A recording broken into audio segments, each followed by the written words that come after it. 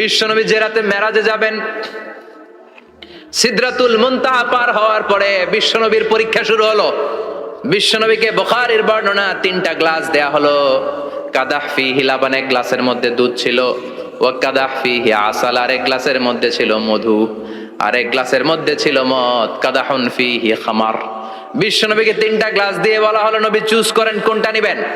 এক গ্লাসে মধু, আরেক গ্লাসে দুধ, আরেক গ্লাসের মধ্যে বিশ্বনবীকে দেয়া হলো মদ। বিশ্বনবী বললেন যে এই গ্লাসের ভিতরে দুধ আছে, আমি ওই পেলাম। জিব্রাইল বললেন, ইয়া রাসূলুল্লাহ আখাস্তাল ফিতরা, আপনি যেমন নিছেনও তেমন। সুবহানাল্লাহ কইবেন না? বিশ্বনবী দুধ খেতে পছন্দ করতেন, আর বিশ্বনবী বলতেন আলাইকুম বি আলবানিল বাকার, বেশি বেশি গরুর দুধ খাবা।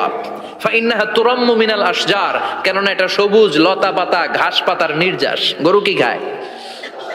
ঘাস খায় না? এই ঘাসের নির্যাস হচ্ছে দুধ। বিশ্বনবী বলতেন বেশি বেশি দুধ খাবা। ফিহি শিফা, এর মধ্যে শিফা আছে।